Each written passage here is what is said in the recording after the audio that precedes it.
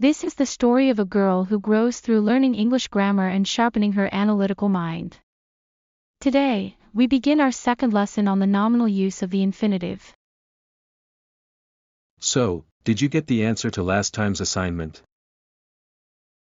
I'm not sure if it's correct, though. That's okay. What really matters is whether you think for yourself.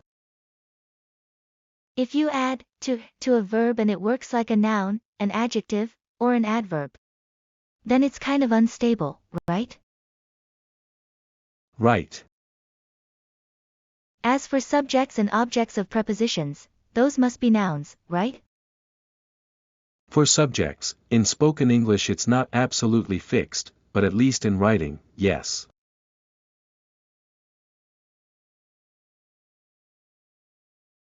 So in that sense, in places where a noun is expected, people avoid the infinitive. Instead they prefer the more stable gerund. Exactly. Good. Well, in spoken English, are there cases where the subject isn't a noun? To take an example. Because you keep thinking about it will get you nowhere. Which means, brooding about it won't get you anywhere. So, what clause does because introduce? Let me see, an adverbial clause, maybe. Right, an adverbial clause. But in this sentence, the subject is obviously the because clause. Yeah, that makes sense. Anyway, what kind of image do you have of nouns? The image of a noun. I've never thought about the image of a noun. What's that supposed to mean?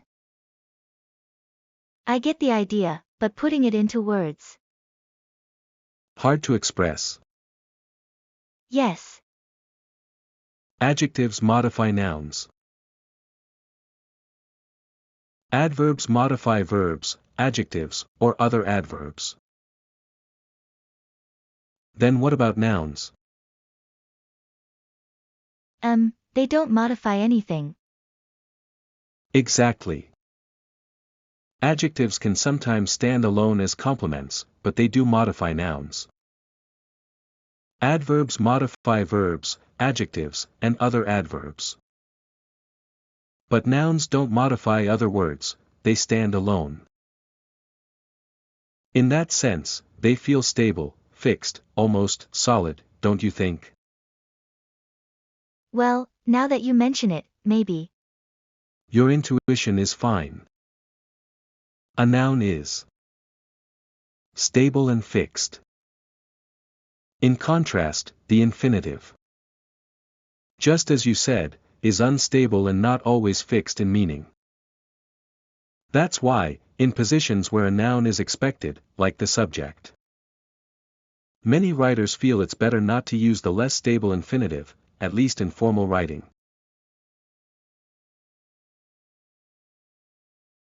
So, the same reasoning applies to prepositions too. Exactly. With prepositions, what comes after them has to be a noun. Except when two prepositions happen to come back to back. Two prepositions come back to back. Like in he came from behind the curtain. Here, from. And behind. Come back to back. Oh, I didn't know that. So basically, after a preposition you use either a noun or a gerund because it's the more stable choice. And with subjects, too. At least in writing, a noun comes there. So the more stable gerund is used instead of the infinitive. Is that right? Rather than saying it comes there, it's better to say it's preferred. Take a look at these two English sentences. 1. To get better at English is important. 2. To get better at English you must study it more. Do you see the difference in how the infinitive is used in these two sentences? In the first sentence, the infinitive comes in the subject position. So it's the nominal use. As for the second one, I think it's the adverbial use of purpose. Right. Strictly speaking, in sentence 2, the to phrase modifies the whole clause as an adverbial of purpose. What made you decide that the to in the second sentence is an adverbial infinitive? Well, from the structure, seeing you in the middle of the sentence. Or maybe from the meaning. I kind of felt it might be the adverbial purpose use. If you overlook you in sentence 2, it becomes very difficult to tell the first sentence from the second one, because they look so similar. Have you ever heard of processing preference? Processing preference. Preference. Preference.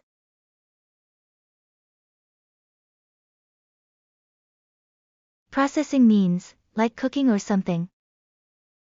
It'd be like this, I guess. What has it got to do with the infinitive and the gerund? That's news to me. When someone who's used to seeing sentence 2 runs into sentence 1, they may momentarily take the to at the beginning as the adverbial purpose use. When you see is in the middle of the sentence, you finally realize that the to at the beginning might be the nominal use of the infinitive. Then you go back, but when you're reading or listening, you don't usually stop and rewind, right? Communication has to be smooth. This may be a simple question, but how does something like that happen? How do people end up taking that to as an adverbial purpose use, even though it's actually the nominal use? If the to at the beginning of a sentence is more frequently used adverbially, as soon as readers see to at the beginning, they interpret it as purpose, even though it is actually the nominal use. Is the to at the beginning of a sentence more often the adverbial purpose use of the infinitive? That has to do with what native speakers of English instinctively feel when they see the to in question. English to seems to carry a strong sense of moving towards something or heading for a goal. For example, I decided to go there. I want to learn more. This shows your intention to learn more, a willingness to act toward that goal. This forward-looking image of to is something many native speakers seem to share. Native speakers, who regularly run into sentences with to carrying a future-oriented or purposeful meaning, will take to at the beginning of a sentence. Not as the nominal use, but as the adverbial purpose use. When a pattern shows up often enough, it gets stored in the brain as a kind of default interpretation. Default interpretation. An interpretation that feels normal, standard, or simply the way things usually are. So when they see a sentence starting with to, readers fall into the bias of assuming it's the adverbial purpose use? Exactly. That's the problem. People can't always make objective, accurate judgments when unconscious assumptions or preconceptions get in the way. Yeah, I think that makes sense. In this sentence, you can't really tell that the to at the beginning is the nominal use until you get to the is in the middle, can you? Nice. Very sharp. And precisely because of that, writers need to avoid letting readers fall into that kind of bias. So, does this help you get the idea of processing preference? I think I'm kind of getting it now.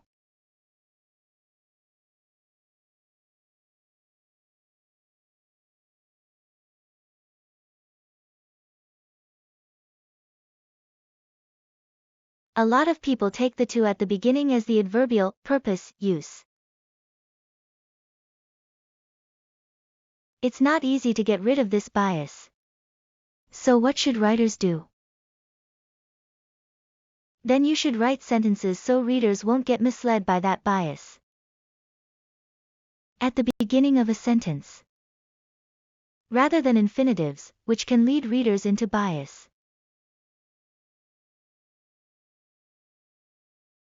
Writers choose gerunds, because gerunds are naturally interpreted as subjects. To avoid bias, writers prefer using gerunds as subjects rather than infinitives. That's processing preference, isn't it? Exactly. But what is it? Feel free to ask.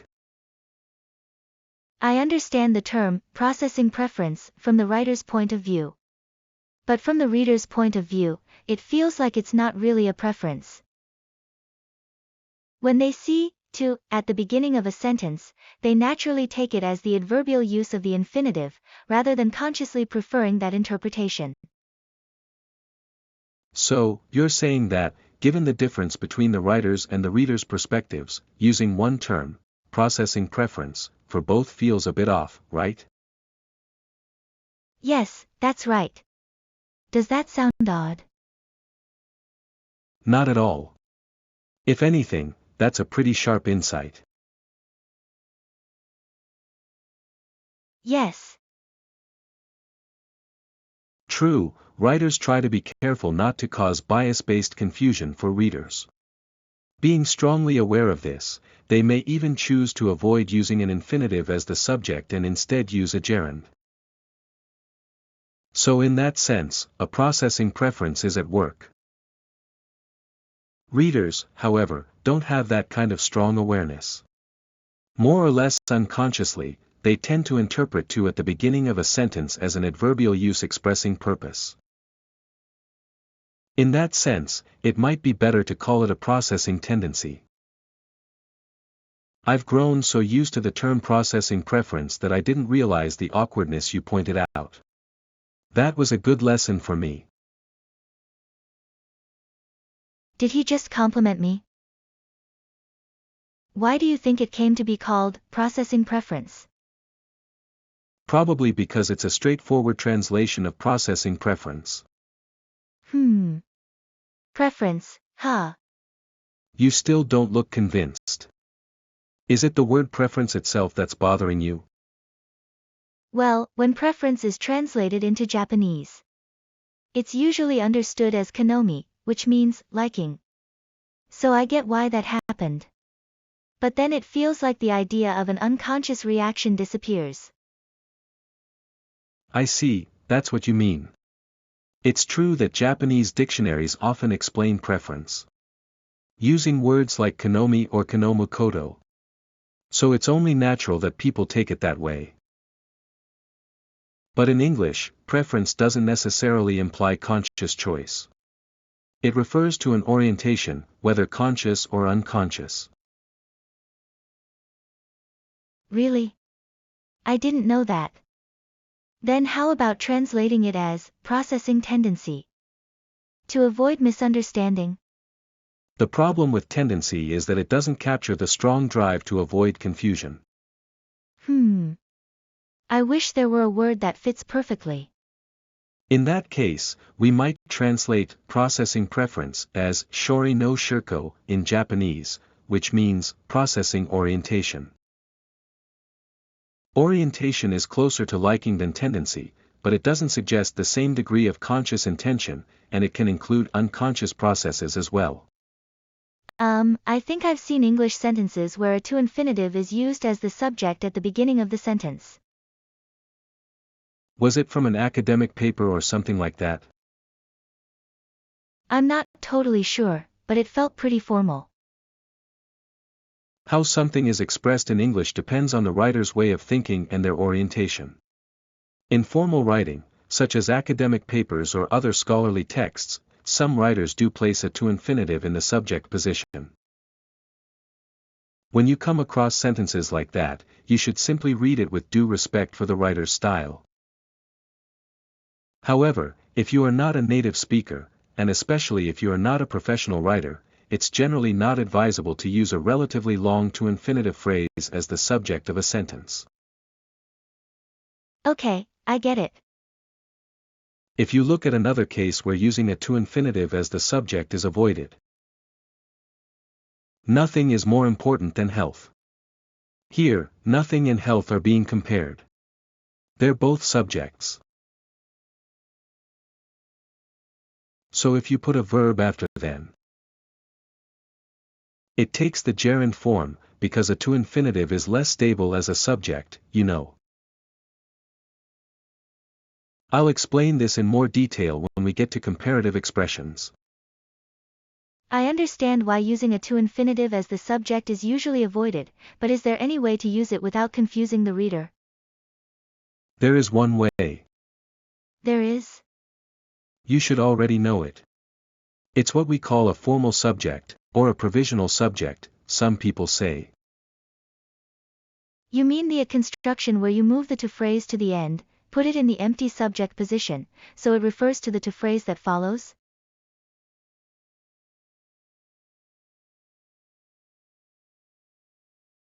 Exactly. Using the earlier example. It is important to get better at English. It is plainly a noun, right? And naturally, the to phrase that it refers to also functions as a noun. So you can clearly identify to as the nominal use of the infinitive without any confusion. That makes sense. So if we don't use the it construction, basically I should think of a to infinitive as expressing a future-oriented or purpose-oriented idea, right? That's right. You know the well-known grammar point about whether a verb takes a to infinitive or a gerund as its object. I've heard of that. It's so hard to remember whether it's to infinitive or gerund. I just explained that verbs like decide and want are followed by a to infinitive, remember? Want can also be followed by a gerund, but in that case it's not future or purpose-oriented. When want takes a to infinitive, it has the future or goal-directed sense we talked about. So then, what comes after enjoy? A gerund. Oh. Like I often enjoy swimming in the river. So it doesn't carry the future or purpose-oriented sense of, I want to swim in the river now. It means something like, I enjoy swimming in that river regularly. It's a habitual, repeated action, whether it's in the past, present, or future, it's not tied to tense. So because enjoy has the image of a fixed, repeated activity, it takes a gerund rather than a to infinitive. Exactly. Are there any exceptions? What comes after like? Either a to infinitive or a gerund, I think. Right. Then, taking the difference in nuance between the two into account, how would you explain these? I like to swim. I like swimming. Since a to infinitive involves a future or purpose-oriented orientation. Sentence 1 can mean, I want to swim now. A gerund, on the other hand, reflects a sense of a fixed, habitual pattern, so. Sentence 2 means, I enjoy swimming on a regular basis. Yes, that interpretation makes sense. Some English, Japanese dictionaries explain the difference that way. But in actual usage, many people also use sentence 1 simply to mean, I like swimming. You mean, in spoken English? In writing as well. So does that mean there's no real difference between the two? To be precise, it means that a to infinitive does not always carry a future or purpose-oriented meaning. You'll see this in adverbial uses of the infinitive, such as expressing the cause of an emotion, the basis for a judgment, or a result. Which we'll come back to later. Still, if you keep in mind that a to infinitive tends to be future or purpose-oriented, that perspective will be useful in many cases. I'd heard before that the to infinitive has a kind of future orientation, but I never imagined that this future-oriented, purpose-driven feel is actually connected to the reason why the infinitive tends to be avoided in the subject position. We even came across some tricky terms like processing preference, or maybe processing orientation is better, but I'm glad I managed to get the idea somehow. We've only just started the grammar lessons, but maybe I'll be okay. Next time, we'll look at the English version of today's lesson. After that, we'll move on to the adjectival use of the infinitive.